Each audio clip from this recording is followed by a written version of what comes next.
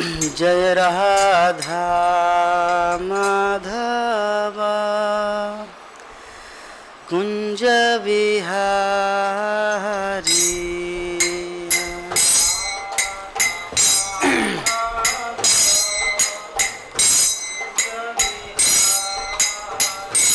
जय राधा माधव कुंज बिहारी।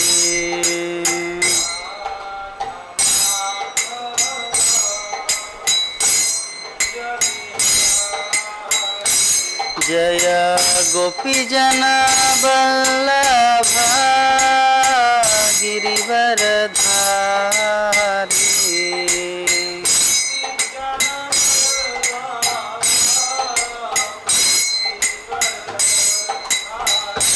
जय गोपीजन वल्लभ गिरिवरधारी।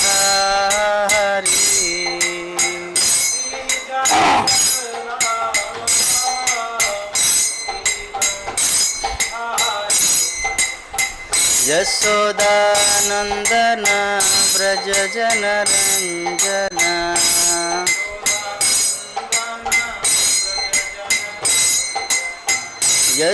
यशोदानंदन व्रज जनरंजन।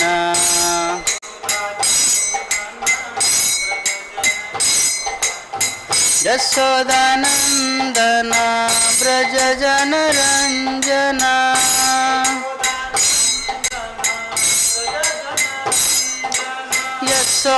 यशोदानंदन व्रज जनरंजन।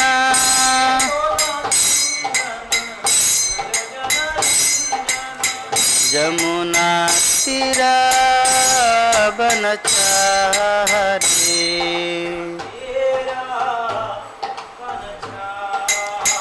यमुना तीरा बनचारी।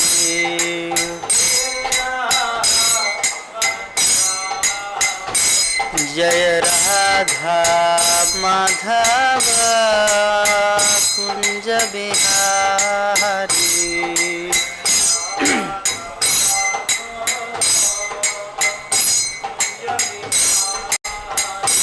जय राधा माधव कुंज बिहारी।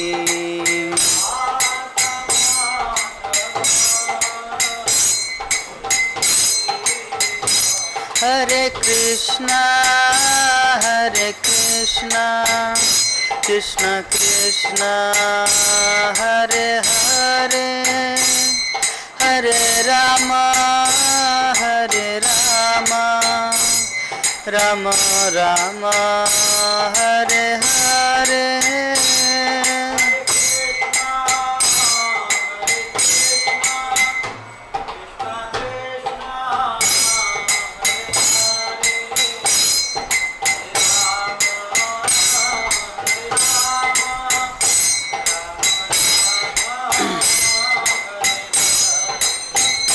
हरे कृष्णा कृष्णा कृष्णा हरे हरे, हरे राम राम राम हरे हरे।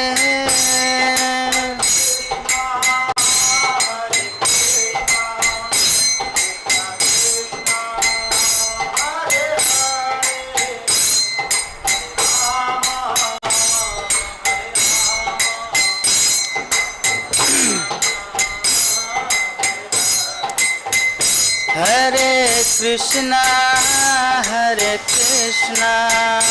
कृष्णा कृष्णा हरे हरे, हरे राम राम राम हरे हरे।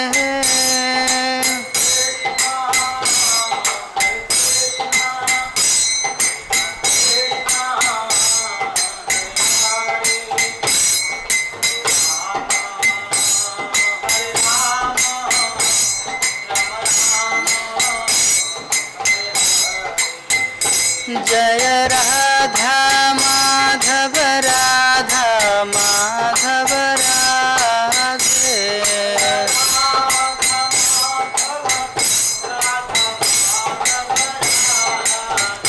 जय पंचतत्व पंचतत्व पंचतत्व जय पंचतत्व।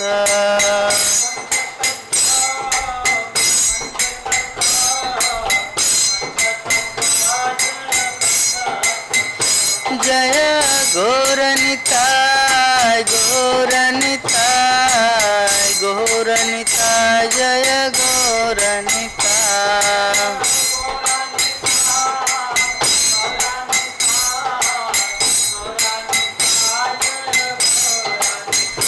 जय नृसिंहदेव नृसिंहदेव नृसिंहदेव जय नृसिंहदेव।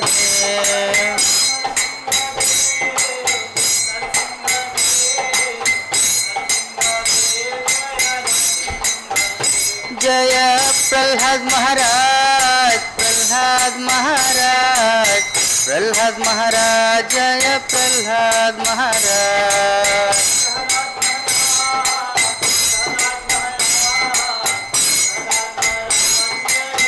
जय जय प्रभुपाद प्रभुपाद प्रभुपाद प्रभुपाद।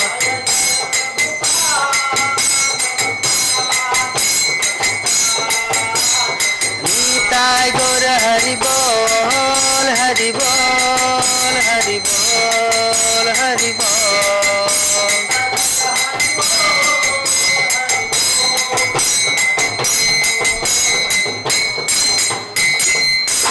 जय हरिनाम संकीर्तन की। जगत गुरु शिला प्रभुपाद की। अनंत कोटि वैष्णव भक्त विंद की। निताय गौर प्रेमानंदे।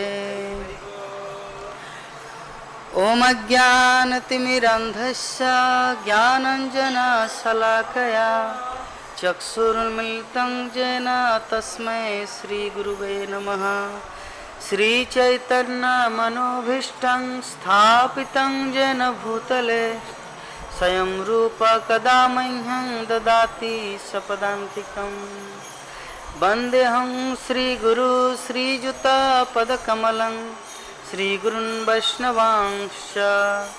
श्रीरूपं साग्रजातं सहगण रघुनाथान्वितं तं सजीवं साद्वैतं सावधूतं परिजनसहितं कृष्णचैतन्यदेवं श्रीराधा कृष्णपादान् सहगण ललिता श्रीविशाखान्वितांश्च।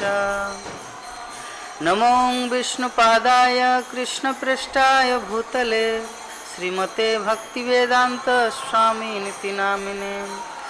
नमस्ते सरस्वती देवे गौरवाणी प्रचारिणे निर्विशेष शून्यवादी पाश्चात्य देशतारिणे। हे कृष्ण करुणा सिंधु दीनबंधु जगतपते गोपेश गोपिका कांत राधा कांत नमस्ते। तप्त कांचन गौरांगी राधे वृंदावनेश्वरी वृषभानुसुते देवी प्रणमामि हरिप्रिये। वाञ्छाकल्पतरुभ्यश्च कृपा सिन्धुभ्येव च पतितानां पावनेभ्यो वैष्णवेभ्यो नमो नमः। जय श्री कृष्ण चैतन्य प्रभु नित्यानंद श्री अद्वैत गदाधर श्रीवासादि गौर भक्तविंद। हरे कृष्ण कृष्ण कृष्ण हरे हरे हरे राम राम राम हरे हरे। ओम नमो भगवते वासुदेवाय। ओम नमो भगवते वासुदेवाय। ओम नमो भगवते वासुदेवाय। नारायणं नमस्कृत्य नरं चैव नरोत्तमं देवीं सरस्वतीं व्यासं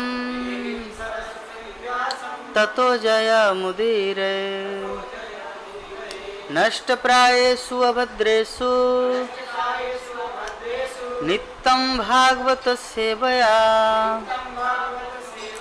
भगवती उत्तम श्लोके भक्तिर्भवति नष्टिकी।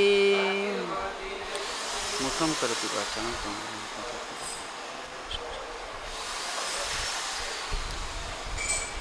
हरे कृष्णा। तो आज हम लोग श्रीमद् भागवतम के द्वितीय स्कंद 10वां अध्याय श्लोक संख्या 34 इसके ऊपर चर्चा करेंगे। तो सर्वप्रथम हम लोग श्लोक को उच्चारण करते हैं। मेरे पीछे पीछे आप लोग दोहराइए।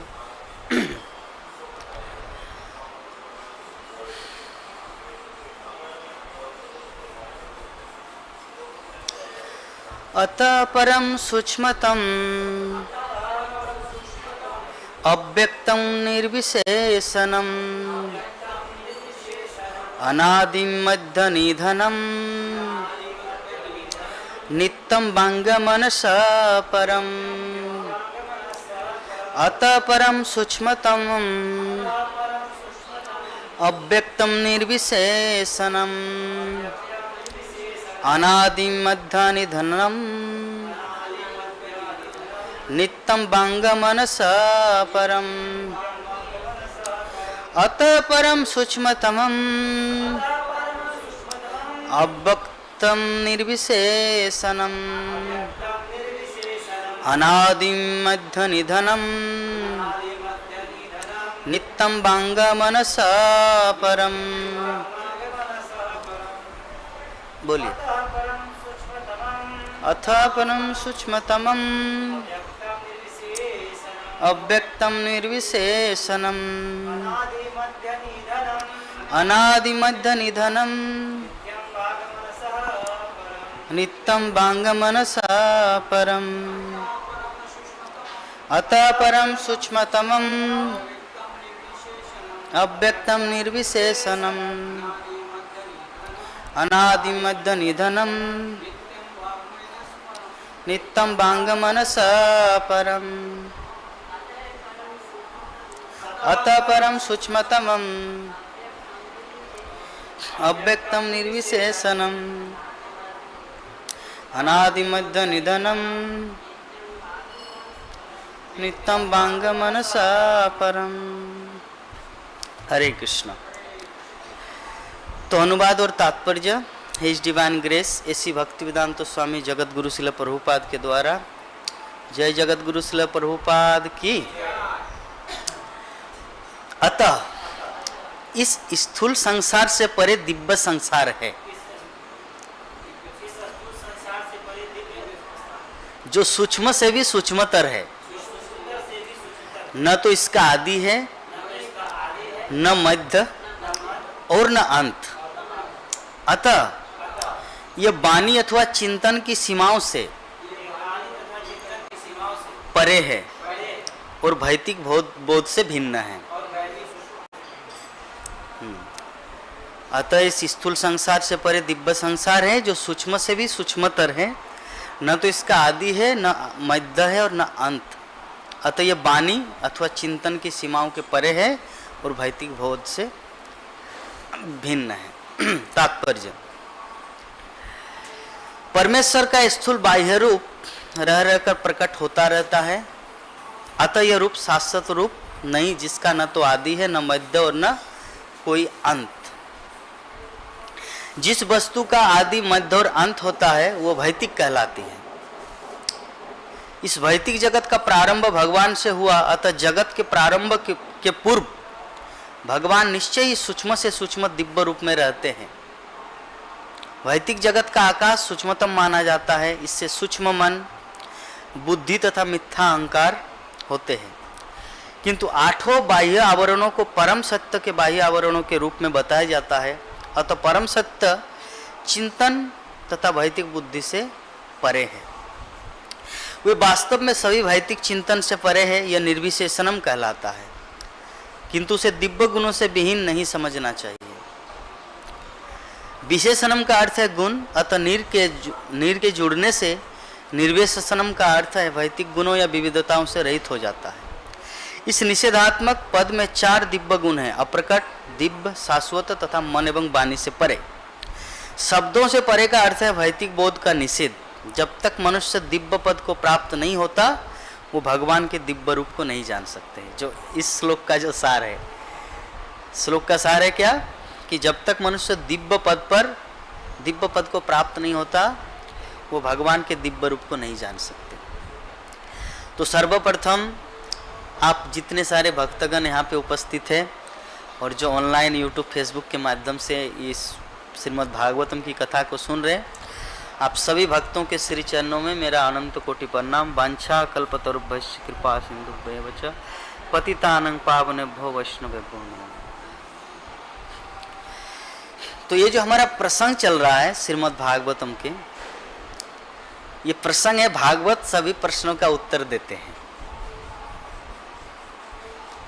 तो भागवत का अर्थ पहले हम लोग को समझना। भागवत का मतलब सिर्फ ये 18,000 श्लोक का ये भागवत ही नहीं, इसको भागवत महापुराण कहा जाता है। जैसे स्कंद पुराण हुआ, पद्म पुराण हुआ, उसी प्रकार ये भागवत पुराण जो है, भागवत महापुराण, वो 18,000 श्लोक का है। लेकिन श्रीमद् भागवतम का अर्थ सिर्फ यही 18,000 श्लोकों का अर्थ नहीं है। श्रीमद् भागवतम का अर्थ होता है वैष्णव ग्रंथ। जैसे लघु भागवतामृतम रूप गोस्वामी ने रचना की है, बृहद भागवतामृतम शिला सनातन गोस्वामी ने रचना की है, और जीव गोस्वामी के बहुत सारे ग्रंथ है, भागवत संदर्भ, प्रीति संदर्भ, परमात्मा संदर्भ, भगवान संदर्भ। तो ये इनको भी भागवतम के रूप में माना जाता है। तो ये जो भागवत है हमारे जीवन के जितने सारे प्रश्न हैं सभी प्रश्नों का उत्तर देते हैं। तो ये जो अध्याय है श्रीमद् भागवतम के द्वितीय स्कंद का 10वां अध्याय, इसका अर्थ है कि भागवतम जो है, कहने का मतलब ये जो वैष्णव ग्रंथ है या वैष्णव के मुख से या भगवान के शुद्ध भक्तों से जो निकला हुआ जो वाणी है, वो जीवन के या जीवों के सभी प्रश्नों का उत्तर देने में समर्थ है। इसी का नाम है भागवत सभी प्रश्नों का उत्तर देते हैं। तो अभी हमारे मन में विभिन्न प्रकार के प्रश्न होते हैं। जैसे एग्जाम्पल के रूप में हम लोग मायापुर धाम में वास करते हैं, भूरी भूरी प्रशंसा करते हैं विभिन्न शास्त्रों में कि धाम की महिमा क्या है। चाहे मायापुर धाम हो, जगन्नाथपुरी धाम हो या वृंदावन धाम हो। वृंदावन धाम के विषय में भगवान श्री कृष्ण क्या बोले हैं? वृंदावनम परित्यज्य कुत्र कदापि न गच्छति, कि वृंदावन धाम को छोड़कर भगवान कभी कहीं नहीं जाते। इसका जीता जागता उदाहरण हम लोग अक्रूर की लीलाओं के माध्यम से जानते हैं। जब अक्रूर को कंस ने भेजा कि आप कृष्ण बलराम को लेके आओ, बहुत प्लान किया मारने का लेकिन सफल नहीं हुए, अभी अंतिम प्लान है यहाँ पे आके उनको मुसल युद्ध करवा के मारेंगे या कुबलिया पीढ़ हाथी के द्वारा मारेंगे, ये प्लान था। लेकिन अक्रूर को बोला नहीं था वो चीज, वो अपने गुप्त चीज अपने मन में ही रखा था कि जेने के न प्रकार है ना अक्रूर उसे लाए, क्योंकि हम अगर जाएंगे लाने के लिए कृष्ण तो आएगा नहीं क्योंकि मैं असुर हूं। लेकिन अक्रूर मेरे अंडर में सेवा करते हैं इन ऑथोरिटिकल व्यू ऑफ पॉइंट, और साथ साथ में वो कृष्ण का भक्त भी है, मतलब रिलेटिव्स ऑफ नंद जसोदा वसुदेव जो भी है, तो उनकी बात को मानेंगे। इसीलिए कंस का प्लान किया था कि तुम लेके आ जाओ, क्योंकि तुम्हारी बात को मानेंगे ना कोई डाउट भी नहीं करेगा। ये सबसे बड़ी बात है, डाउट, कि कंस मतलब कृष्ण बलराम कितने छोटे से बालक को क्यों मथुरा ले जा रहे, कारण क्या है, डाउट करेगा ना। मथुरा ले जा रहे मतलब कंस का कोई ऐसा प्लान है।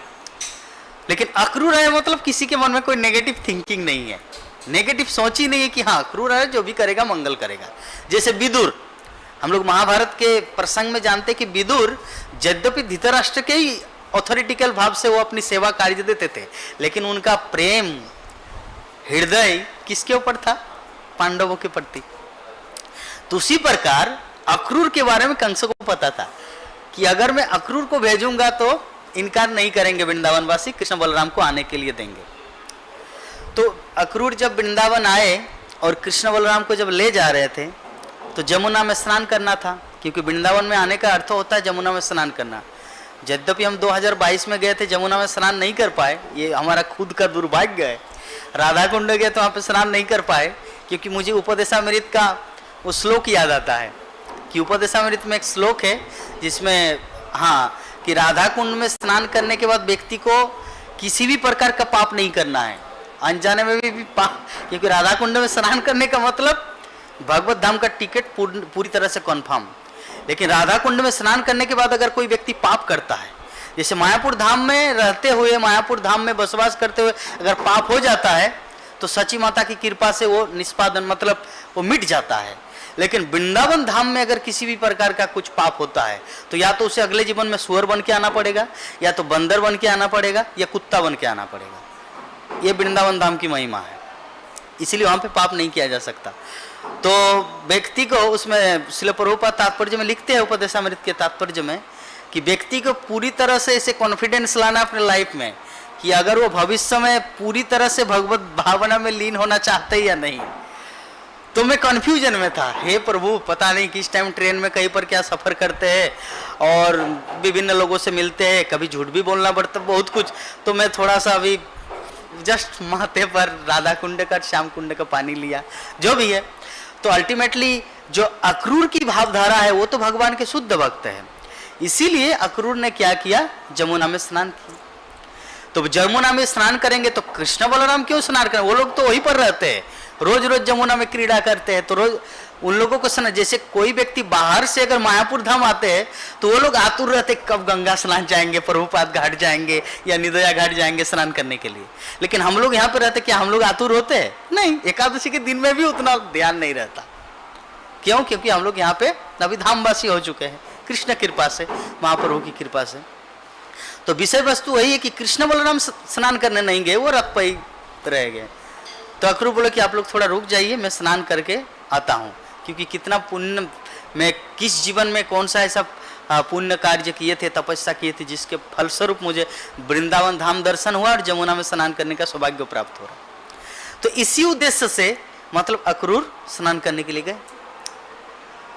तो जैसे ही स्नान करने के लिए गए तो देखा कि वहां भी कृष्ण बलराम जल के अंदर में भी, और जैसे आप तो सीरियल में देखे होंगे शायद रामानंद सागर का, तो जैसे ही मतलब अपना मतलब डुबकी लगाए फिर उठे, देखा कि रथ में भी वही कृष्ण बलराम है।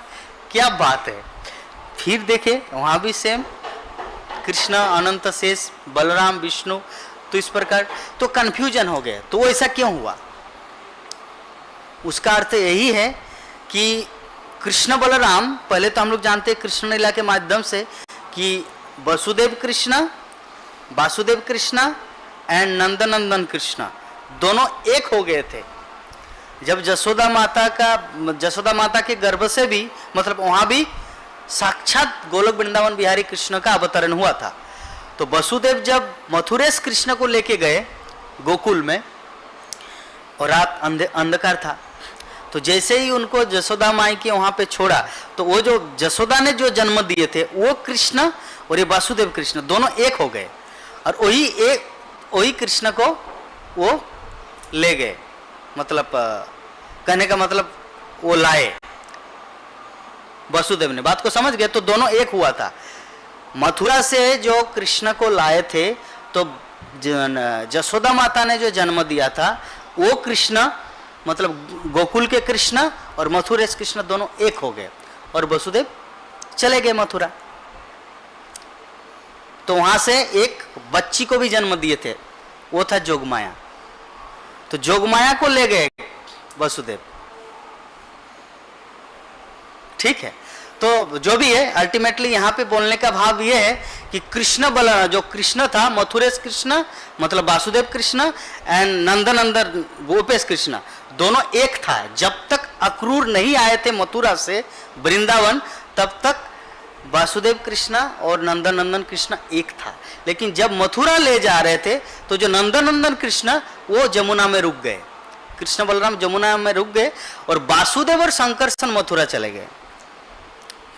कृष्ण और बलराम रह गए वृंदावन में ही, और वासुदेव और शंकरसन चले गए मथुरा। इसका और एक रीजन है। इसका रीजन ये है कि जब तक कृष्ण लीला किए गोकुल में, तब तक बहुत सारे असुरों को मारे। तो वो जसोदानंदन कृष्ण नहीं मारे, वासुदेव कृष्ण उसके साथ था, इसीलिए मारे। जैसे ही वासुदेव कृष्ण अक्रूर ने ले गया उनको, ये बहुत तत्व की बात है, गुह्य तत्व की बात है। जैसे ही अक्रूर ने ले गया, तब से तो वृंदावन में कोई हंगामा हुआ ही नहीं। तो धेनुकासुर या बकासुर या अघासुर का वध का ऐसा तो कोई प्रश्न ही नहीं उठता। जब तक कृष्ण बलराम थे तो वासुदेव कृष्ण, ये टीचिंग ऑफ लॉर्ड चैतन्य में श्रील प्रभुपाद मेंशन करते हैं कि जब तक कृष्ण बलराम अर्थात अक्रूर जब तक नहीं आए थे, तब तक कृष्ण बलराम ने बहुत सारे असुरों को मारा था। तो मूल रूप से वो वासुदेव कृष्ण ने मारा। द्विभुज मुरलीधर श्याम सुंदर गोलोक बिहारी कृष्ण ने नहीं मारा, असुरों को वासुदेव कृष्ण ने मारा। और वही वासुदेव जब कंस के वहां गए, मथुरा गए, फिर कंस का वध किया, कुबलिया पीड़ हाथी का वध किया, चाणूर मुष्टि कोलों का वध किया, फिर द्वारका, ये सब लीला वो वासुदेव संकर्षण की लीला है।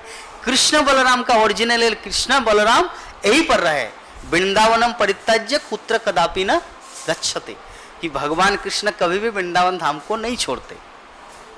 बात को समझ गए? क्लियर हुआ? ये हुआ कृष्ण का। तो अभी हमारे मन में आता है, प्रभु जी हम तो वृंदावन धाम गए थे 2018 में, लेकिन वहां तो कोई कृष्ण विष्णु किसी का दर्शन नहीं हुआ। देखिए, फर्स्ट ऑफ ऑल हमारा दर्शन हो रहा है या नहीं हो रहा है ये इंपॉर्टेंट नहीं है, लेकिन कृष्ण वहां से कभी भी अपने आप को विदा नहीं करते, हर समय वो वृंदावन धाम में रहते हैं। इसलिए तो धाम की इतनी महत्ता है। उसी प्रकार ये मायापुर धाम की भी अपनी महिमा है। मायापुर धाम की क्या महिमा है? हमारे आचार्य वर्ग बोलते हैं, अद्यापि नित्य लीला करे गौर राय, कोनो कोनो भाग्य मन देखी बारे पाई। कि महाप्रभु की जो लीलाएं हैं वो निरंतर हर समय उनकी लीला चल रही है, लेकिन इसे कौन देख सकता है? कोनो कोनो भाग्य मन देखी बारे पाई। कोई कोई सौभाग्यशाली जीवात्मा इसे देख पाता है। अभी इसमें और एक प्रश्न आ सकता था, प्रभु जी देखने का मतलब कि अपनी आंखों से देखते हैं क्या? नहीं, भगवान की लीला लोचन दास ठाकुर ने वर्णन की है चैतन्य मंगल में। भगवान की लीला 3 जगह प्रकट होता है। एक होता है गोलोक वृंदावन या गोलोक नवद्वीप, एक होता है भौम वृंदावन या भौम नवद्वीप, और एक होता है भगवान के शुद्ध भक्त के हृदय में। 3 जगह भगवान अपनी लीला करते हैं। समझ गए? याद रहेगा कि भगवान कहाँ लीला करते हैं? गोलोक वृंदावन या गोलोक नवद्वीप। गोलोक मतलब not this material world, Goloka means spiritual world, परब्यों जिसे कहा जाता है, वहां पे लीला चलते हैं। और भौम वृंदावन, भौम मतलब ये भूमि, पृथ्वी लोक में, जैसे उत्तर प्रदेश का वृंदावन और पश्चिम बंगाल के नवद्वीप मायापुर, तो ये है भौम वृंदावन, भौम नवद्वीप। यहाँ पे लीला चल रहे हैं। और एक साथ साथ में क्या हो रहा है? शुद्ध भक्त के हृदय में, जो शुद्ध भक्त होते हैं उनके हृदय में कृष्ण लीला चलती रहती है। तो अद्यापि नित्य लीला करे गौर राय, गौर राय मतलब गौरांग महाप्रभु नित्य लीला एवरी टाइम वो कर रहे हैं। कोनो कोनो भाग्य माने देखी बारे, कोई कोई सौभाग्यशाली शुद्ध आत्मा इसे देख सकता है। तो इसका भी जवाब हम लोग को मिल गया कि महाप्रभु मायापुर धाम में निरंतर है। अभी जगन्नाथपुरी की बात है। जगन्नाथपुरी के विषय में एक श्लोक है, आप लोगों को हम सुना रहे। जगन्नाथपुरी के विषय में एक श्लोक है, स्कंद पुराण में एक श्लोक है, सर्वेशाम चैव देवानाम राजा श्री पुरुषोत्तम, सर्वेशाम चैव क्षेत्राणाम राजा श्री पुरुषोत्तम, अर्थात कपिल संहिता का कि श्री पुरुषोत्तम जगन्नाथ सारे देवताओं के राजा है, और उनका यह धाम पुरुषोत्तम क्षेत्र भी सारे क्षेत्रों में राजा है। ठीक है, तो यहां पे हम लोग समझ गए। और एक श्लोक है, सत्यम सत्यम पुनः सत्यम एतत् ब्रवीमिते प्रसाद भंग तत्स्थानम न त्याजिमि कदाचन। स्कंद पुराण में इसका अर्थ क्या है कि मैं बारंबार सत्य बोल रहा हूं, सत्यम सत्यम पुनः सत्यम, 3 बार सत्य का उल्लेख किया है। भगवान विष्णु सत्यम सत्यम पुनः सत्यम एतद ब्रवीमिते प्रसाद भंग तत्स्थानम न त्याजम कदाचन। कभी भी, कौन सा जगह, कि मैं बारंबार सत्य बोलूं कि यदि मेरा मंदिर विनष्ट भी हो जाए, जगन्नाथ मंदिर अगर विनष्ट भी हो जाए, फिर भी मैं इस स्थान को कभी नहीं छोड़ता। तो हमारे जो गौड़ीय वैष्णव परंपरा है, ये गौड़ीय वैष्णव परंपरा में हमारा 3 मंदिर, 3 जगह बहुत ही मुख्य है। वो क्या है? वृंदावन धाम, नवद्वीप धाम और श्री जगन्नाथपुरी धाम। तो ये जो जगन्नाथपुरी, ये तीनों धाम लेकिन कलियुग में बहुत ही विशेष है, क्योंकि हम लोग जब श्रीमद् भागवतम की जो महात्म्य पढ़ते हैं उसमें भक्ति देवी बाकी सब जगह घूमे, लेकिन भक्ति देवी जैसे ही आए वृंदावन तो युवती बन गई, पता है ना। भक्ति देवी बाकी गुजरात, राजस्थान, महाराष्ट्र, वो जो श्लोक एक पदे पदे कदा कदा कि कहाँ कहाँ भटके, लेकिन सभी मतलब ना चल पा रहे ना, बहुत ही डिफिकल्ट पोजीशन था उन लोगों का, भक्ति का और ज्ञान और वैराग्य का। हरे कृष्ण। तो जैसे वो लोग वृंदावन आ गए तो ज्ञान और वैराग्य वो तो बूढ़ा के बूढ़ा ही बने रहे, लेकिन भक्ति देवी युवती हुई। तो दिस इज द प्रूफ कि वहां पे भगवान श्री कृष्ण वास करते हैं। तो वृंदावन धाम भी कलियुग के लिए कितना प्राधान्य है। और नवद्वीप धाम, नवद्वीप धाम मतलब मायापुर धाम, हमारे आचार्य जी क्या बोले हैं भक्ति विनोद ठाकुर, मायापुर धाम सम त्रिभुवन नाय। मायापुर जैसा धाम पूरे विश्व में नहीं है। और शिला प्रभुपाद का प्लान क्या है मायापुर को लेकर? हमारे टीओवीपी ऑफिस के ऊपर लिखा हुआ है। क्या लिखा है? यस, मेरी इच्छा है कि सारे संसार के लोगों को मैं मायापुर धाम में आकर्षित करूं। ये शिला प्रभुपाद का प्लान है। और जगन्नाथपुरी जो है, जगन्नाथपुरी के विषय में भी हम लोग जानते हैं कि जगन्नाथ सिर्फ उड़िया नाथ या पंडा नाथ नहीं है, जगन्नाथ है जगत का नाथ।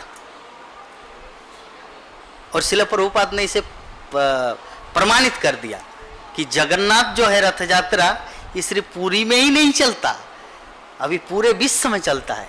हर दिन जगन्नाथ रथ यात्रा कहीं ना कहीं हो रहा है। अभी कोई प्रश्न उठा सकता, प्रभु जी क्या बात कर रहे हैं, जगन्नाथ रथ यात्रा तो आषाढ़ महीने में होता है, वो पार हो गया, अभी भी हो रहा है क्या? हाँ, कहीं कहीं होता है। जैसे कुछ दिन पहले लुधियाना में कृष्ण बलराम का रथ यात्रा हुआ। तो इस प्रकार कहीं ना कहीं मतलब ये रथ यात्रा का जो शिला प्रभुपाद ने आरंभ किया, तो इसके लिए कोई टाइम प्लेस ऐसा नहीं है। ऐसे में तो मूल रूप से भारत में जो जगन्नाथपुरी का रथ यात्रा मनाया जाता है वो एक टाइम पीरियड है, लेकिन बाकी देशों में इस्कॉन के माध्यम से शिला प्रभुपाद की कृपा से रथ यात्रा किसी भी टाइम मनाया जाता है। तो जगन्नाथपुरी के माध्यम से, जगन्नाथपुरी के बारे में भी हम लोग श्रवण किए कि जगन्नाथपुरी भी नित्य धाम है, कलियुग का धाम है जगन्नाथपुरी। आप लोगों को पता है 4 धाम है भगवान का, जो हर युग का एक एक प्रतीक है। सत्य युग में बद्रीनाथ, और त्रेता में रामेश्वरम, और द्वापर में द्वारका, और कली में जगन्नाथपुरी। ये 4 धाम की 4 महिमा बताया गया है। लेकिन ये जो जगन्नाथपुरी जो है ना, कलियुग में विशेष माना गया है, क्योंकि आगे भी कुछ यहाँ पे मेंशन किया गया है, आप लोगों को बता रहे हैं जगन्नाथपुरी के बारे में। नारद पुराण में कहा गया है, नारद पुराण में भगवान विष्णु देवी लक्ष्मी को बोल रहे हैं। क्या बोल रहे हैं? कि प्रतिमाम तत्र तांग दृष्ट्वा स्वयं देवेन निर्मिताम अनायासन वेजांति भवनं में ततो नरा। अर्थात कि लक्ष्मी देवी से भगवान नारायण कहते हैं कि उस विशाल धाम पुरुषोत्तम क्षेत्र में स्वयं मेरे द्वारा निर्मित श्री विग्रह है। यदि लोग इस अर्चा विग्रह का केवल दर्शन कर लेते हैं, ओनली सी, सिर्फ देखता है, दर्शन करता है, वो सहज ही मेरे धाम आ सकते हैं। हरि बोल, बोलना चाहिए ना, हरि बोल। तो देखिए धाम की क्या महिमा है। ये नारद पुराण में भगवान विष्णु लक्ष्मी देवी को बोल रहे हैं कि सिर्फ मेरे अर्चा विग्रह को जस्ट दर्शन कर लेता है, हे जगन्नाथ आप कितने प्यारे हैं, बस बोल दिया तो उनका और पुनर्जन्म नहीं होगा। ये शास्त्र की बात है, और शास्त्र की बात जो होते हैं ना कभी झूठा नहीं होता। पता है ना आप लोगों को, शास्त्र में जो जो कुछ कहा गया है सब परम सत्य होता है। शास्त्र में कहा गया था पृथ्वी ते आछे जो तो नगरादि ग्राम सर्वत्र प्रचार होइबे मोर नाम। शास्त्र में कहा गया था कि सारे पृथ्वी में पूरे विश्व में कृष्ण भावनामृत का प्रचार होगा। तो 100 साल पूर्व कोई इसका कल्पना किए थे क्या? बिफोर स्टार्टिंग इस्कॉन इस्टेब्लिश होने से पहले किसी का मन में ये दिमाग आया था? भक्ति सिद्धांत सरस्वती ठाकुर के महान जो परम उनके निकटस्थ जो शिष्य थे उन लोगों को भी विश्वास नहीं था। बाकी दूसरे या नास्तिक आस्तिक की बात तो बहुत दूर की है। जो निकटस्थ शिल भक्ति सिद्धांत सरस्वती ठाकुर जो भगवान जगन्नाथ का प्रसाद है, जो भक्ति विनोद ठाकुर की आराधना से उनकी प्रार्थना से भगवान जगन्नाथ ने उनको भक्ति सिद्धांत सरस्वती ठाकुर रूपी मतलब कृपा प्रदान की इस पृथ्वी लोक के लिए कि जगतवासी के सामने महाप्रभु की महिमा प्रकाशित हो। तो ऐसे व्यक्ति का भी परम शिष्य शिल प्रभुपाद के गॉड ब्रदर, उन लोगों को भी विश्वास नहीं था कि पृथ्वी पूरे विश्व ब्रह्मांड में कृष्ण भक्ति का प्रचार प्रसार होगा। लेकिन हुआ ना। शास्त्र की बात कभी झूठा होता है?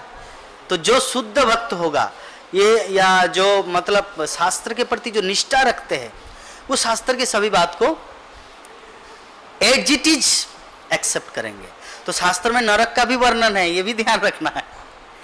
शास्त्र में नरक का भी वर्णन है कि 28 प्रकार का नरक है। अगर कोई ये काम करता है उसके लिए कुंभिपाक नरक जाना है, ये काम करेंगे तो महारौरव जाना है, ये काम करेंगे तो अलग अलग प्रकार के नरक है। तो साथ साथ में जैसा फैसिलिटी है वैसा सबका वर्णन है, लेकिन डरना नहीं है। भगवत गीता में भगवान श्री कृष्ण क्या बोले हैं? सर्वधर्मान परित्यज्य मामक्यम शरणं व्रज। कुछ चिंता मत करो, डोंट वरी, अहम ताम सर्व पापे, तुम्हारा सभी पाप से मैं तुमको मुक्त कर दूंगा। माम सुचा, डोंट वरी, चिंता मत करो। तो अल्टीमेटली बोलने का भाव यही है कि शास्त्र की बात अगर हम लोग निष्ठा के साथ पालन करते हैं, यहाँ पे जो भगवान खुद बोले हैं, भगवान क्यों इतना वचन शास्त्रों के माध्यम से बोल रहे हैं? ताकि लोगों का अट्रैक्शन हो जगन्नाथपुरी जाने का, लोगों का अट्रैक्शन हो बद्रीनाथ जाने का, लोगों का अट्रैक्शन हो द्वारका जाने का। कल मैं एक वीडियो देख रहा था उडुपी कृष्ण का, उडुपी कृष्ण। तो उडुपी जो कृष्ण मठ है, मैं पूरा कम से कम 1 घंटा तक अलग अलग वीडियो के माध्यम से देखा। तो सिमारो जो प्रेजेंट है यूट्यूब में जो चैनल है सिमारो, तो उन्होंने एक सुंदर सा डॉक्यूमेंट्री तैयार की है उडुपी कृष्ण के बारे में। तो उन्होंने पूरा डिटेल बताया कि उडुपी कृष्ण किस प्रकार मध्वाचार्य ने एक कहीं पर एक नाव फंस गया था और फिर वहाँ पे नाविक को पूछा गया कि आपको क्या मैं दूं? तो बोले कि द्वारका से जो काष्ठ मतलब लकड़ी लेके आए वो हमें प्रदान कीजिए। गोपी काष्ठ ऐसा ही कुछ, मुझे अभी स्मरण नहीं आ रहा, गोपी चंदन या जो भी है, गोपी चंदन ही शायद। तो फिर उसमें से ऑटोमेटिकली वही है प्रभु जी, हाँ, तो उनसे मतलब एक विग्रह प्रकट हुआ, वो है वो कृष्ण। वो कृष्ण कौन पूजा करते थे? वो कृष्ण का रुक्मिणी देवी बाल कृष्ण की पूजा करते थे, क्योंकि रुक्मिणी के तो कृष्ण के बाल लीला का तो दर्शन नहीं हुआ था ना, कि कृष्ण कैसे बाल लीला में माखन चोरी करते थे, लाइक दैट बंदर को माखन खिलाते थे, वो सब कुछ उनको पता नहीं था। तो इसीलिए उन्होंने भगवान श्री कृष्ण से प्रार्थना की है कि मुझे इसे बोलिए ना आप अपने जीवन के बारे में। तो रोहिणी माता, बलराम की माँ, उनको सब कृष्ण कथा इस प्रकार बाल लीला सुनाते थे। तब से रुक्मिणी के हृदय में एक इच्छा प्रकट हुई कि मैं बाल गोपाल की सेवा करूं। तब बाल गोपाल जो विग्रह की पूजा करते थे वही बाल गोपाल उडुपी कृष्ण कर्नाटक में वो बाल गोपाल है, मध्वाचार्य ने प्रतिष्ठित किया। तो भगवान की इतनी सारी जो लीलाएं हैं, भारत भूमि एक ऐसा भूमि है कि हम लोग को तो अपने आप को धन्य मानना चाहिए, इतना धन्य मानना चाहिए कि इनका कोई मतलब कंपैरिजन, मतलब कोई किसके साथ कंपेयर करे, किसी के साथ कंपेयर करने की, तुलना करने का कोई वस्तु ही नहीं है इस संसार में। अभी देखिए इजराइल और हमास का क्या क्या फाइटिंग हो रहा है, कुछ दिन पहले और कि यूक्रेन रशिया का फाइटिंग, कितना लोग डायरेक्ट बिल्डिंग जैसे 27, 28, 30 ताला बिल्डिंग पूरा एकदम एक रॉकेट से पूरा गिर जा रहा है। कितने जीवात्मा है उनके अंदर, और वो जीवात्मा मनुष्य है जो लब्धा सुदुर्लभ हम बहु संभव मानते। वो 84 लाख भ्रमण करके मनुष्य जीवन में आया और एक झटके में गया काम से। तो बाहर कितना डेंजर है, बाहर देश में कितना सच में कितना डिफिकल्ट है, लेकिन भारतवर्ष में कितना शांति है। ये शांति क्यों है जानते हैं? इसका कारण है क्योंकि भारत में इतने सारे पुण्य भूमि में हर जगह भगवान की आराधना हो रही है। अभी कोई बोलते जैसे वैष्णव देवी अगर कोई जाए तो वो भी परम वैष्णवी है, वो कल्कि का इंतजार कर रहे हैं। भगवान कल्कि जो आएंगे उनसे शादी करेंगे। वैष्णव देवी हो कोई मतलब ऐसा मत सोचिए कि जितने सारे देवी देवताओं का जो पुण्य है, मतलब तीर्थ है, धाम है, धाम उसे कहा जाता है जो भगवान रहते हैं, और तीर्थ उसे बोलते देवी देवताओं का स्थान है। ठीक है, तो वैष्णव देवी हो, अमरनाथ की गुफा हो, केदारनाथ हो, चार धाम हो, गंगोत्री, उडुपी कृष्णा, रामेश्वरम, द्वारका, सोमनाथ, मल्लिकार्जुन, ये जितने सारे भारतवर्ष में इतने सारे यज्ञ हवन, भगवान के भक्त आराधना करते, भगवान का नाम लेते हैं, इसी नाम के वाइब्रेशन से तो ये भारतवर्ष इतना पवित्र है। तो शिला प्रभुपाद ने चाहा कि ये जो कन्याकुमारी, जम्मू कश्मीर से लेकर कन्याकुमारी तक ही हम भारतवर्ष नहीं रखेंगे, मैं भारतवर्ष को पूरा पृथ्वी को ही भारतवर्ष बना दूंगा। इसीलिए तो रथ यात्रा का या विभिन्न जगहों में इस्कॉन टेम्पल का मतलब इस्टेब्लिश किए शिला प्रभुपाद। अमेरिका में किए, सिंगापुर में किए, ऑस्ट्रेलिया में किए, यूके लंदन में किया, पेरिस में किया, हांगकांग में किया, चाइना, पूरे विश्व में किया, क्योंकि महाप्रभु की इच्छा था कि भारत भूमि के लोग ही ये सौभाग्य को ग्रहण न करें, साथ साथ में पृथ्वी में जितने सारे जीवात्मा हैं सबको ये कृपा मिले। इसीलिए ये शिला प्रभुपाद की कृपा से पूरे विश्व के लोग अभी कृष्ण भक्ति कर पा रहे हैं। तो विशेषकर हम लोग इतना भाग्यवान हैं, इतना भगवान हम सबको इतना कृपा किए है, अपने आप को ऋणी रहना है इसमें। तो इसको ऋण से उरीन होने के लिए क्या करना है? मेरे गुरु महाराज बोलते हैं, श्रीमद् भक्ति चारू स्वामी गुरु महाराज, इस ऋण से उरीन होने के लिए महाप्रभु का सेकंड जो इंस्ट्रक्शन है उसको फॉलो करना है। पहला इंस्ट्रक्शन शिला प्रभुपाद ने पालन किया। पहला इंस्ट्रक्शन क्या था? पृथ्वी ते आछे जो तो नगरादिग्राम। और सेकंड इंस्ट्रक्शन हमारे लिए है क्या?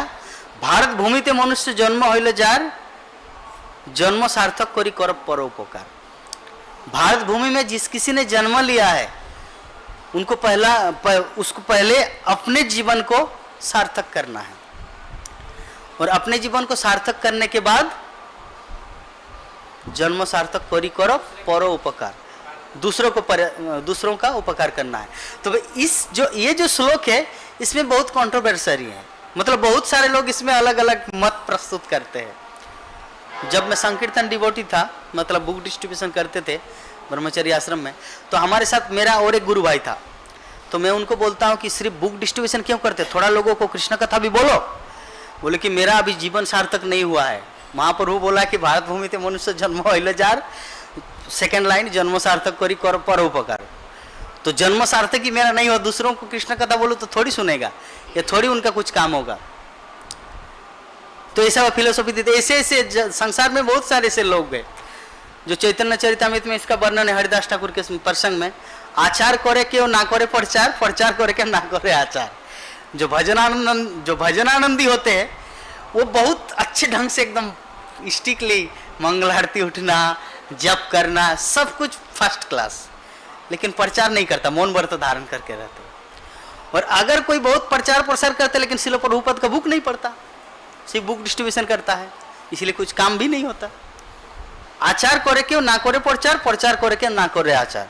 कोई अगर प्रचार करता तो आचरण नहीं करता, आचार करते तो प्रचार नहीं करता, ये डिफिकल्ट।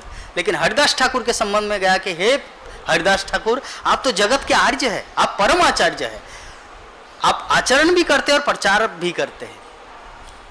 3 लाख माला जब भी करते थे और जोर जोर से हरि नाम करते ताकि कीट पतंग पशु पक्षी सभी उद्धार हो हरि नाम के माध्यम, इसे कहते प्रचार। तो विषय वस्तु जो था कि भारत भूमि ते मनुष्य जन्म होइले जा जन्म सार्थक करी परोपकार। तो बहुत सारे प्रभु जी, अभी तो मैं पेन शर्ट में ही रहता हूँ, मैं अगर किसी को कृष्ण कथा सुनाऊं तो बोले कि लाल कपड़ा धारण करके आइए, पहले गेरुआ वस्त्र धारण करके सेफ्रॉन ब्रह्मचारी बनिए, इस्कॉन का प्रेसिडेंट बनिए, फिर मुझे कृष्ण कथा सुनाना, तो आपको उसके लिए चिंता नहीं करना है। जो आपकी बात नहीं सुनना चाह रहे, आप दूसरों को सुनाइए जो आपको सुनने के इच्छुक है। ISKCON means international society. मैं यहाँ पे क्लास दे रहा हूँ, कोई फॉरेनर है क्या यहाँ पर? नहीं है, तो मैं उनको क्यों जबरदस्ती लाऊं, भाई चलो कृष्ण कथा सुनो, इस्कॉन का क्लास है? नहीं बोल सकते। जो सुनने के लिए आतुर होंगे वो आएंगे। ऐसा नहीं कि मैं उससे कोई ऊपर नहीं, ऐसा नहीं कि मुझसे कोई नीचे नहीं। इसलिए प्रभुपाद मेंशन करते हैं आत्म साक्षात्कार के विज्ञान में कि कभी भी व्यक्ति को यह नहीं सोचना चाहिए कि उनसे ऊपर कोई नहीं है, और कभी भी व्यक्ति को यह नहीं सोचना चाहिए उनके नीचे कोई नहीं है। इसलिए प्रचार कभी बंद नहीं होना चाहिए। साइंस ऑफ सेल्फ रियलाइजेशन में श्रील प्रभुपाद ये कोट किए है कि प्रचार कैसे व्यक्ति के लिए जरूरी है। कभी भी ये फील नहीं करना है कि मैं तो सबसे निकृष्ट हूं, काल इस्कॉन ज्वाइन किया, मैं किसको कृष्ण कथा सुनाऊं, मैं तो अधम हूं, मैं पामर हूं, मैं मल का कीड़ा, ऐसा फील नहीं करना है। क्योंकि आपके नीचे भी कोई है। आप आज आए हैं तो 1 घंटा पहले कोई ज्वाइन किया, हो सकता है कल आप इस्कॉन ज्वाइन किए और अभी 1 घंटा पहले कोई इस्कॉन ज्वाइन किया, तो आपका जूनियर हुआ कि नहीं? तो उनको आप सुनाओ कृष्ण कथा। और ऐसा नहीं कि आप कृष्ण कथा कहेंगे और बड़े लोग ही आके सुनेंगे, जो आपके वरिष्ठ वो नहीं भी सुन सकता है, क्योंकि वो अपने बड़े से सुनेंगे। बात को समझे ना, वो अपने बड़े से सुनेंगे। लेकिन प्रचार को किसी भी स्थिति में बंद नहीं करना चाहिए। जारे देखो तारे कहो कृष्ण उपदेश, जिसको मिलो।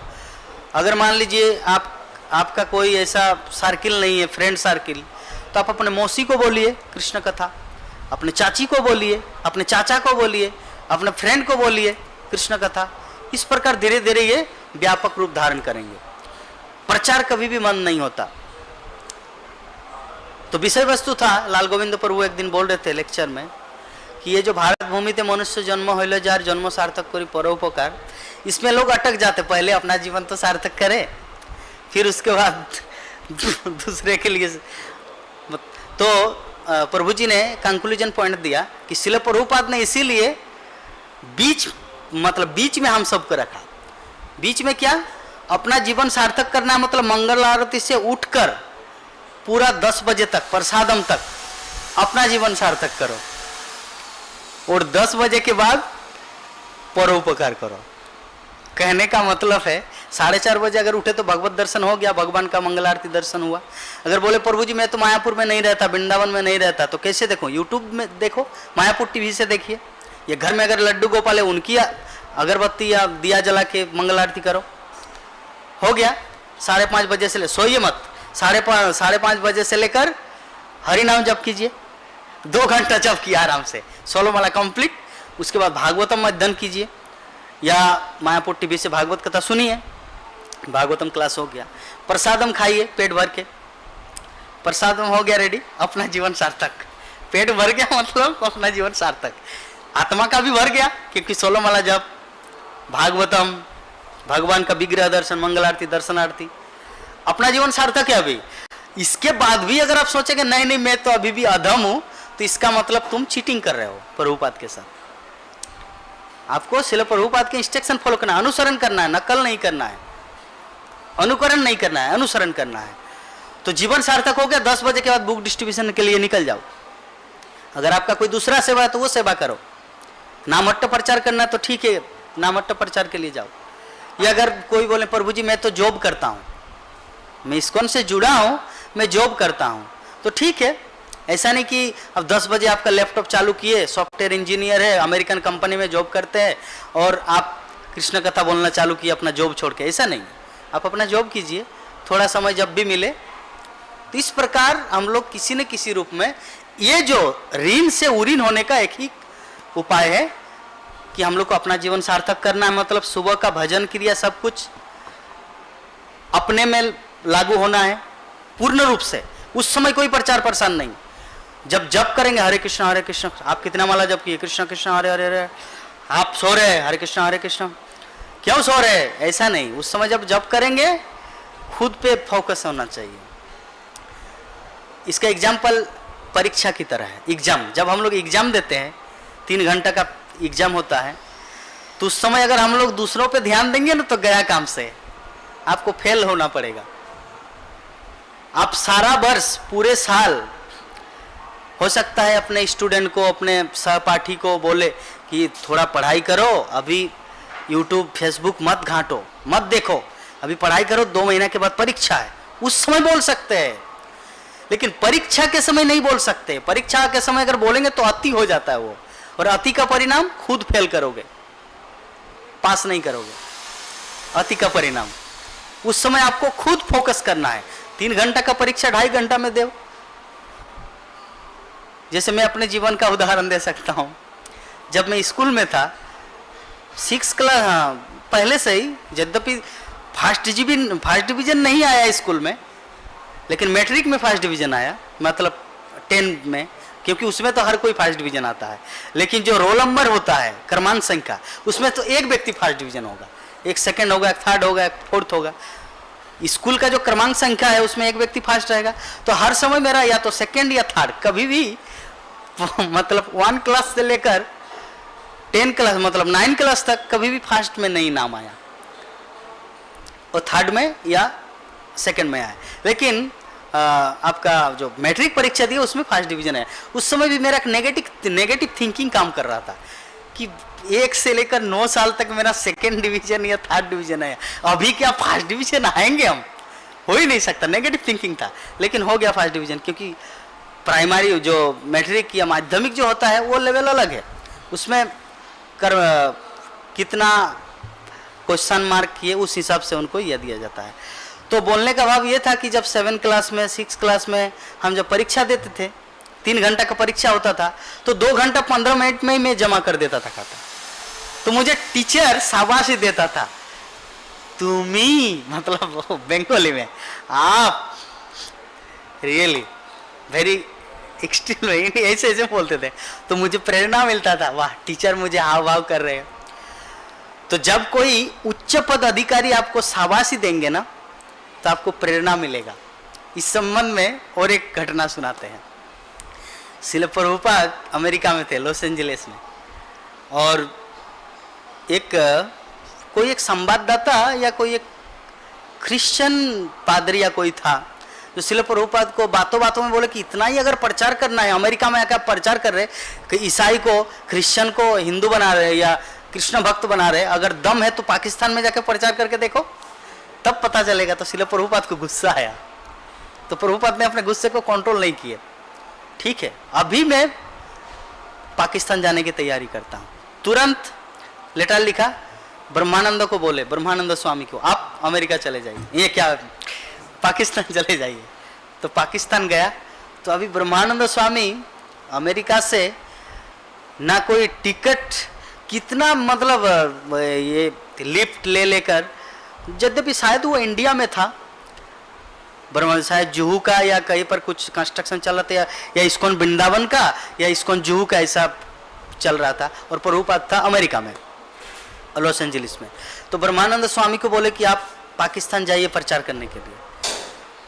तो ब्रह्मानंद स्वामी ने एक भी मतलब वर्ड्स अपना कुछ भी ऐसा रिप्लाई नहीं किए, क्यों, वहां पे तो मुसलमान है, मुझे मार देंगे, ऐसा कुछ नहीं बोला। ठीक है गुरुदेव, एज यू विश। चले गए, ना टिकट का वेटिंग किया, कराची, पंजाब, राजपुरा से होकर वो पाकिस्तान जन के न प्रकार ने घुस गया। और उस समय ऐसा था, अगर कोई तिलक, कंठीमाला या वैष्णव वेशभूषा में देखे तो सीधा वो लोग समझदारी के लिए सारे काफी है, ऐसा करते थे। तो ब्रह्मानंद स्वामी, कैसा जटिल परिस्थिति है, तो उनका डायरिया हो गया। डायरिया मतलब समझ रहे हैं ना, बहुत मतलब उनका। तो ऐसी परिस्थिति में वो भी रेस्ट ले रहे, पता नहीं कहाँ रहेंगे, क्या करेंगे। तो नवभारत टाइम्स में, अखबार में न्यूज आया कि पाकिस्तान में 4 व्यक्ति का हत्या किया गया, मतलब 4। तो श्रील प्रभुपाद जब ये मैसेज पढ़े, मतलब वो अखबार देखे, तो बहुत ही दुखी हुआ। उनको लगा कि मेरा ब्रह्मानंद को मार दिए। तो प्रभुपाद इतना दुखी था कि मुझे इतना जल्दबाजी में, ये जज्बाती नहीं होना चाहिए था। जज्बाती मतलब इमोशनल, सेंटिमेंट, ये जज्बाती नहीं होना चाहिए था। मुझे थोड़ा सोचना था, विचार करना चाहिए था। वो मुझे उकसा दिए कि पाकिस्तान में जाके प्रचार क्यों नहीं करते, और मैं उसके दबाव में आ गया और ब्रह्मानंद को बोला कि पाकिस्तान जाओ। मुझे इतना जज्बाती नहीं होना चाहिए था, बहुत दुखी हुआ। कुछ दिन के बाद श्रील प्रभुपाद को लेटर लिखा ब्रह्मानंद स्वामी कि Srila Prabhupada can I come to India. Just Srila Prabhupada ने कुछ डायरेक्ट 4 शब्द लिखा कि as soon as possible somehow और अदर, किसी भी तरह से कम टू इंडिया। कोई प्रचार मर्चार नहीं करता, उतना कोई शब्द नहीं। अच्छा वहां गए थे, कितने लोगों को जपमाला दिया, ऐसा श्रील प्रभुपाद ने कुछ नहीं पूछा। वहां पे किसी को आप रसराज कृष्ण 10 रुपये का भी पुस्तक दिया कि नहीं, श्रील प्रभुपाद ने कुछ नहीं पूछा। जैसे पूछा कि प्रभुपाद मैं आऊं इंडिया, श्रील प्रभुपाद ने बोला कि तुरंत आ जाओ। ठीक, तो जो भी है अल्टीमेटली कहां से कहां घुस गए, अभी मुझे याद नहीं आ रहा कि ये क्यों उदाहरण दिया। तो चलिए थोड़ा सा 9 बज गया, 5 मिनट समय है। तो आज का जो श्लोक है हमारा, श्लोक बहुत ही इंपॉर्टेंट श्लोक है कि इस स्थूल संसार से परे, जिस संसार में हम लोग वास करें पृथ्वी लोक में, इस स्थूल संसार से परे दिव्य संसार है जो सूक्ष्म से भी सूक्ष्मतर है। हमारा 3 शरीर है, पता है, स्थूल शरीर, सूक्ष्म शरीर और आत्मा। स्थूल शरीर जो हम लोग देख पा रहे हैं, और सूक्ष्म शरीर क्या है? मन, बुद्धि और अहंकार का बना हुआ है सूक्ष्म शरीर। जब ये शरीर का नाश होगा फिर भी वो सूक्ष्म शरीर बना रहता है। और जी पूरे जीवन में जो कुछ उन्होंने इच्छाएं प्रकट की थी, वो इच्छा के फलस्वरूप सूक्ष्म शरीर दूसरा एक स्थूल शरीर धारण करेगा। तो यहां पर बोला गया कि एक जो दिव्य संसार है वो सूक्ष्मतर से भी सूक्ष्मतर है। मतलब हमारे जो सूक्ष्म शरीर है, वो सूक्ष्म शरीर भी भगवत धाम नहीं जा सकते, वो जब तक आत्मा में कन्वर्ट नहीं होगा। और आत्मा में कन्वर्ट होने का अर्थ क्या है? आत्मा में कन्वर्ट होने का अर्थ है कि हमारे जो मन है, बुद्धि है, ये आत्मा की ही एक मतलब उनका कॉन्शियसनेस, चेतना है, उनका ही अलग अलग रूप है। मिथ्या अहंकार के रूप में पहले प्रकट होते हैं, फिर बुद्धि के रूप में, फिर मन के रूप में, फिर मन इंद्रिया के रूप में, फिर इंद्रियां ये पंचभौतिक स्थूल रूप में प्रकट होते हैं। ये सब आत्मा से ही आता है। आत्मा के बाद सूक्ष्म शरीर, सूक्ष्म शरीर के बाद स्थूल शरीर। तो जो सूक्ष्म शरीर अगर हम लोग भक्ति में मन मना भव मद भक्तो मद्दाजी मांग नमस्कुरु, अगर सब समय हम लोग कृष्ण चिंतन में लगे रहे तो वो आत्मा, वो जो सूक्ष्म शरीर है, वो अपना रूप को आत्मा में कन्वर्ट कर देते हैं। मतलब वो पूरी तरह से स्पिरिचुअलाइज्ड अर्थात आध्यात्मिक बन जाते हैं। जब तक मन कृष्ण को छोड़कर किसी दूसरे चीज में लगा हुआ है वो भौतिक है, मैटेरियल है। और जब वही मन जब कृष्ण चिंतन करता है तो आध्यात्मिक बन जाते हैं। इसीलिए भगवत गीता में बोला गया ना कि मन ही शत्रु है और मन ही मित्र है। मन के द्वारा ही व्यक्ति भगवत धाम को प्राप्त कर सकता है, मन के द्वारा ही कृष्ण को प्राप्त किया जा सकता है। मन ही एवरीथिंग, सब कुछ मन ही है। और श्रील प्रभुपाद उपदेशामृत के तात्पर्य में बोले कि हमारे जो इतना बड़ा जो मैंने इस्कॉन इस्टेब्लिश किया, कृष्ण भावनामृत संघ, अंतर्राष्ट्रीय कृष्ण भावनामृत संघ, यार हमारे आचार्य वर्ग जितना कुछ ग्रंथ लिखे और इतना भक्ति की जितनी विधियां हैं, इन सब का एक ही लक्ष्य है, क्या? मन को कृष्ण में लगाना,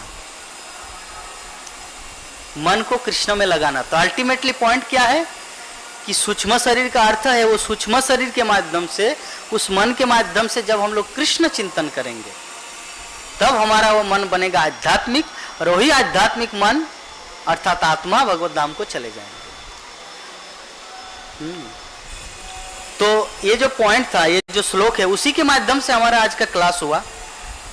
जगन्नाथपुरी धाम, मायापुर धाम, वृंदावन धाम, एक आध्यात्मिक जगत में धाम है और एक भौम वृंदावन है। भगवान यहाँ पे लीलाएं इसलिए करते हैं ताकि हम सब अट्रैक्ट हो, उसमें आकर्षित हो। आप लोग लीला पुरुषोत्तम भगवान श्री कृष्ण पुस्तक पढ़े हैं? उसमें श्रील प्रभुपाद पीछे में, प्रकाशक ने पीछे एक लिखा है, आप लोग देखना उसमें क्या लिखा है। उसमें लिखा है कि भगवान अपनी लीलाएं क्यों करते इस जगत में, ताकि इस जगत के जीवात्मा भगवान की लीला को देखे, सुने और उससे आकर्षित हो और भगवत धाम जाने के लिए प्रेरित हो। तो यह है भगवान की लीला का, भगवान के धाम का। और हमारे जितने सारे आचार्य जो वर्ग यहाँ पर आते हैं उनका उद्देश्य है, ताकि हम लोग भगवान के चरणों में आकृष्ट हो, भगवान के श्री विग्रह में आकृष्ट हो। तो अब एक लास्ट पॉइंट जो है, प्रश्न उठ सकता है कि प्रभु जी भगवान के चरणों में आकर्षण कैसे बनेगा? तो आकर्षण हमारे आचार्य वर्ग उसका उदाहरण दिए, नाम से शुरू होता है। नाम, रूप, गुण, लीला। जब हरि नाम हम लोग बहुत ही तन्मयता के साथ, हृदय के साथ कि ये हरि नाम साक्षात कृष्ण है, कोली काले नाम रूपे कृष्ण अवतार, तो जब हम लोग हरि नाम को उस आधार पर कि हरि नाम साक्षात कृष्ण है ऐसे जब करेंगे ना, तो नाम से हम लोग सेकंड स्तर में आ जाएंगे, रूप प्रकट होगा। अभी राधा माधव को देखते हैं तो पत्थर नजर आता है ना? माता जी दुखी बोले, नहीं प्रभु जी मुझे तो राधा माधव साक्षात कृष्ण नजर आता है। हाँ, अच्छा है, इसका मतलब आप भक्ति में डेवलप किए हैं, ये आपके मंगल आरती आने का फल है, इतना दिन भक्ति का फल है। तो जब हम लोग इस प्रकार भक्ति में डेवलप करते जाएंगे, नाम से रूप प्रकट होगा, और रूप जैसे प्रकट होगा तो उनकी गुण सुनने को मन करेगा।